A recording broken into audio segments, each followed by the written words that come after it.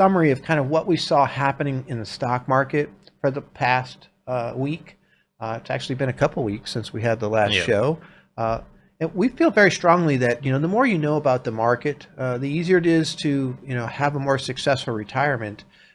Unfortunately, the stock market, which is represented here by this S&P 500 green squiggly line, is kind of this roller coaster that we all have to deal with.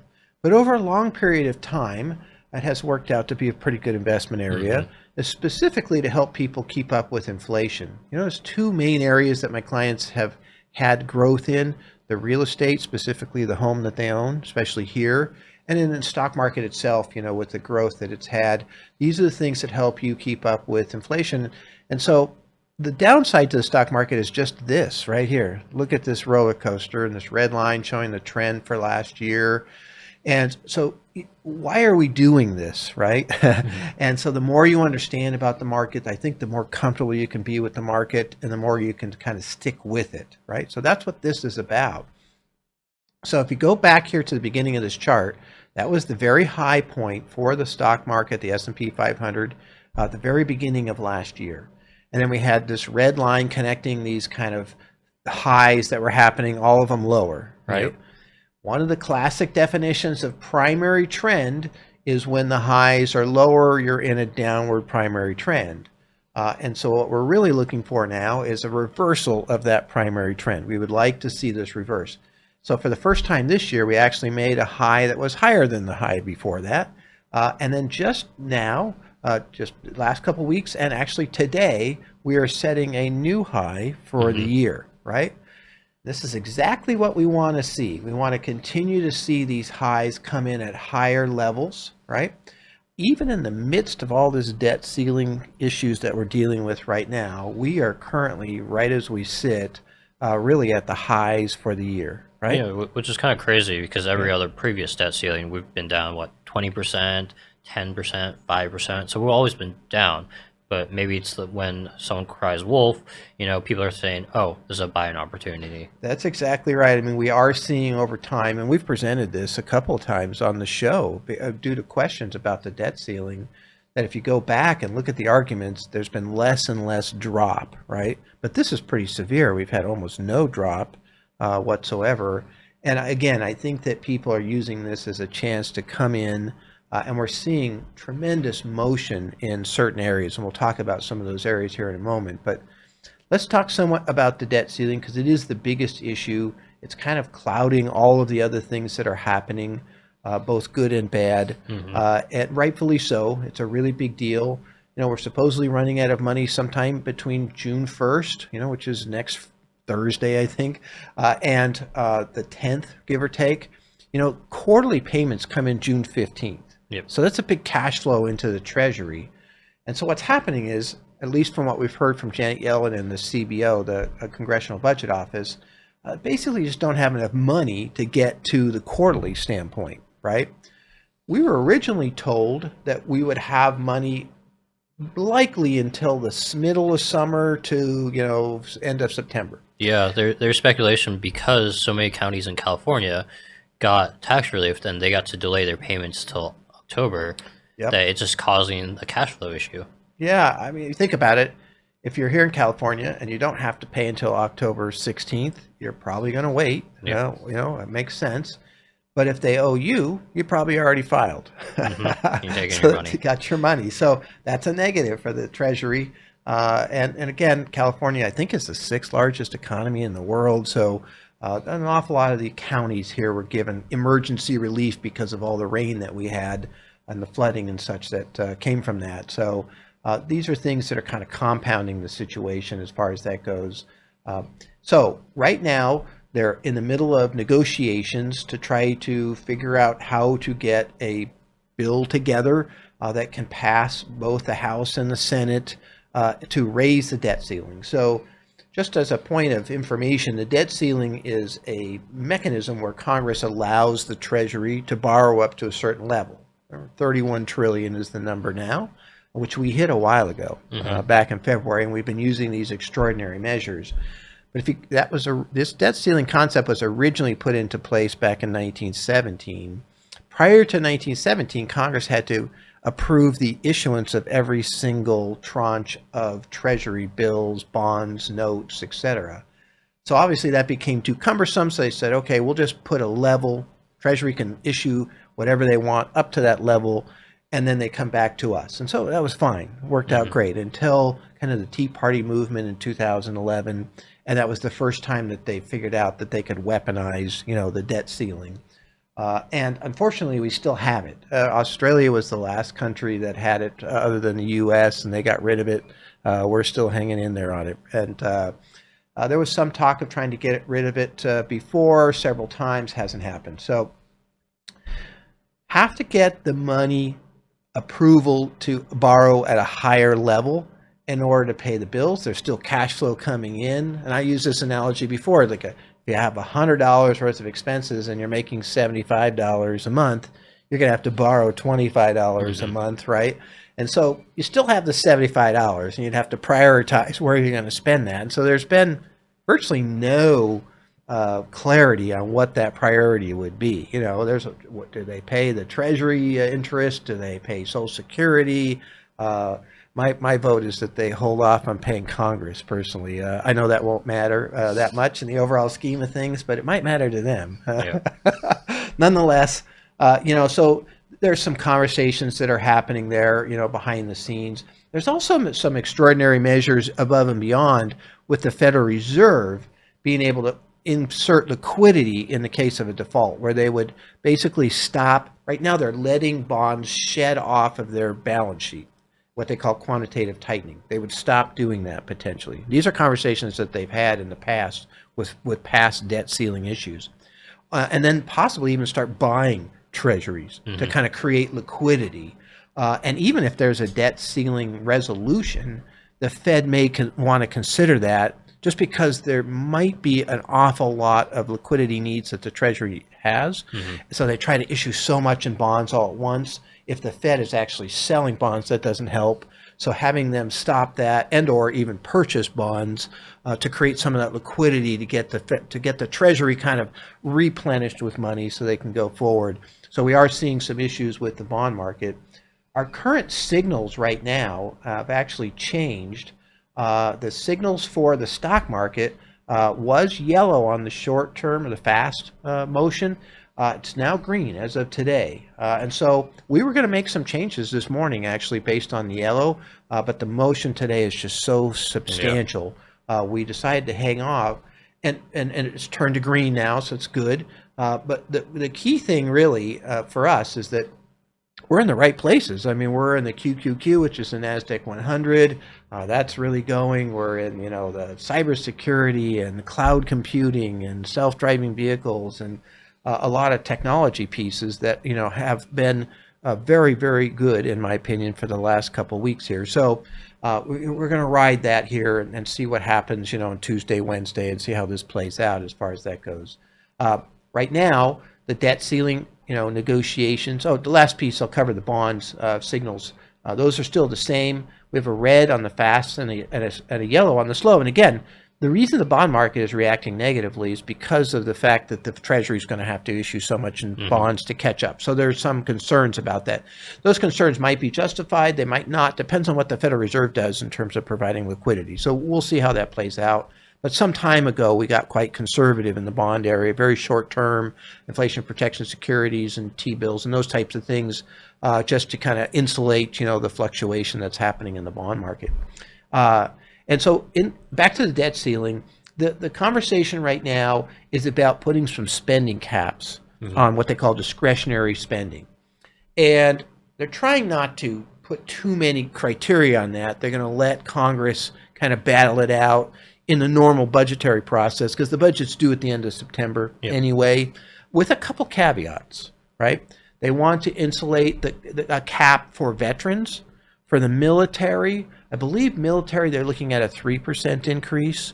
And they want to have a cutback on some of the money that was funneled towards the IRS in that last bill, which I find kind of interesting. That's a huge hot subject, the money that the IRS got and how many agents they're going to be able to hire and all of this stuff. And so, I find that kind of fascinating. But nonetheless, The rest of the subjects, at least at the moment, seem to be things that they'll negotiate at some point in the future, where they would keep for 2 years, the costs at the same level, which is a cut, right? Yeah. Because things cost more. There's more people that are in retirement, so we'll see how that happens.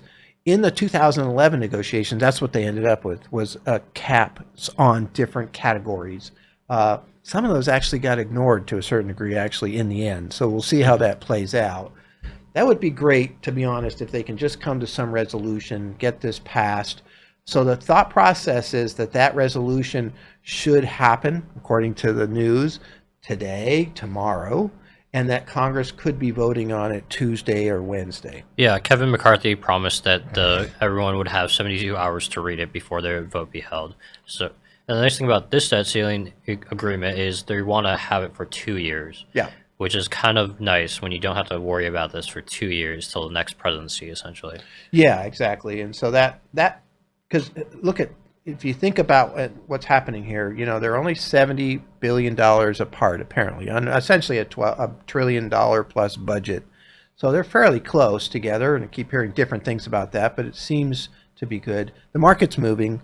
Like, you always got to watch the markets, because somebody has better information than we do, right? Mm-hmm. They just do. I mean, you're in those negotiations. Those rumors get out.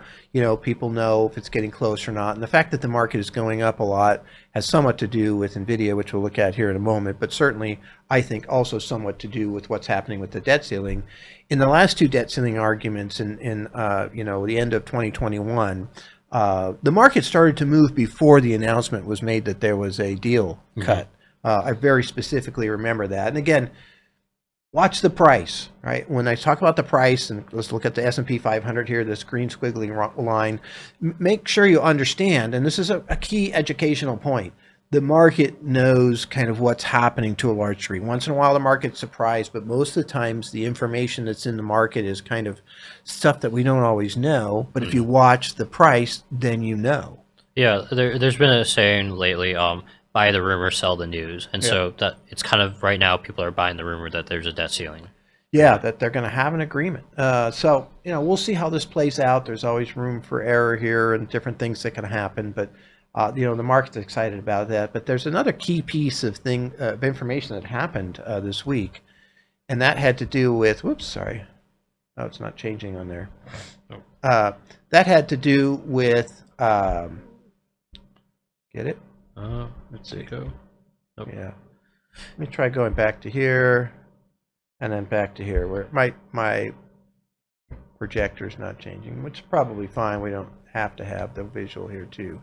So that has to do with NVIDIA. Mm-hmm. So NVIDIA is up over 160% year to date, and had about a 30% run, give or take, since they announced their earnings. Yeah. After hours on Wednesday. And so it's considered one of the historic beats of the expectations in terms of, what they reported versus what was expected was so much higher. And then on top of that, their guidance going forward was really, really powerful and really effective. And so, that stock has been moving. Of course, it's a big stock, which makes a difference to the types of investments we buy, because we buy these indexes like the NASDAQ 100 and the S&P 500 and those types of things. And these are all weighted based on the size of the stock. And so a big company like NVIDIA having a huge move can really kind of drive things, right? And obviously the big issue that they're dealing with there is artificial intelligence. Yeah. Right. You have any insight on kind of why they're doing so well in that arena? So with AI, you have essentially a lot of it's in data centers, and NVIDIA's makes up 90% of the GPUs in data centers. And so they have essentially a monopoly there. And so they're gearing towards all their tech. They're moving away from consumers and going towards AI. And they see that's where the money is. Yeah, they've had that volatility on the consumer side and the gaming, that kind of came and went in 2020. They made a bet on crypto. Right, crypto is another that one. was a big flop for them. Yeah, exactly. So data centers are probably much more consistent, big money pockets and what have you. And there's money to be made, by the companies that have those data centers. Obviously, in in using AI to analyze that data as far as that goes too. And now the processing power of the GPU has really started to replace the CPU, especially in these big Yeah. connected scenarios like NVIDIA works with. So that's the big issue. I mean, this is I've had so many conversations with clients that they feel like the market is falling right now, and it's not. It's just because we're hearing all these bad things about the debt ceiling. They feel like the things aren't that great. They really are. If you look behind the scenes, you look at these companies. I mean, what type of massive downturn do you have when a company like NVIDIA is up over 160% year to date, right? When unemployment is very low. Now, unemployment is a lagging indicator, but we're at near record lows on unemployment, right? When there's still over 10 million jobs open. Again, employment is a lagging indicator, but those are big numbers. I mean, in order for those to kind of come down and unemployment to go up, it's going to take a while from where we are. Yeah. And, all the news, if you go back to that low point back in October, we're going to go way lower, all the way through. The market has been hitting new highs here 3 times in a row in the middle of all of this negativity from the professional investment arena. And the market is climbing this wall of worry yet again. I mean, that's a saying that happens quite often. So it's really kind of fascinating what's going on right now altogether. Earnings were very good, I felt, versus the expectations. Companies were beating the expectations on a very nice pace for this last quarterly. And then NVIDIA, which is very late in the cycle of quarterly reporting, just knocked it out of the ballpark and kind of made the emphasis there. Things are not bad. You take away this debt ceiling, which hopefully happens next week, whatever is going to happen, and you're going to see some motion upward here, because I feel like it's suppressed the upward motion that should have happened already. That's going to kind of come. There's always some euphoria from the debt ceiling, resolution anyway. And we'll get back to the basics of inflation and what the Federal Reserve is going to do. So that's important today, because the PCE, the Personal Consumption Expenditure Index, was pushed out today. This is the measure that the Federal Reserve looks at for inflation. People talk about CPI and PPI and all these things, but if you listen to Jay Powell's speech, he talks about PCE. Yep. It is their favored measure. And there's a bunch of reasons why. We've talked about them before. But just understand, when they talk about 2%, they're not talking about CPI. They're talking about PCE, and they're talking about core PCE, after food and energy are taken out. Well, we got some semi-bad news today on core PCE, because it went up a little bit. Yep. It went from 4.63 to 4.7%, not a bunch. But it's been kind of around that 4.6, 4.7 arena for a while now. Yeah, the last 4 months has kind of been stuck in that area. Exactly. And so the trend is kind of flattening out. And we were talking about this earlier, but the bet on whether or not the Federal Reserve would be raising rates, right?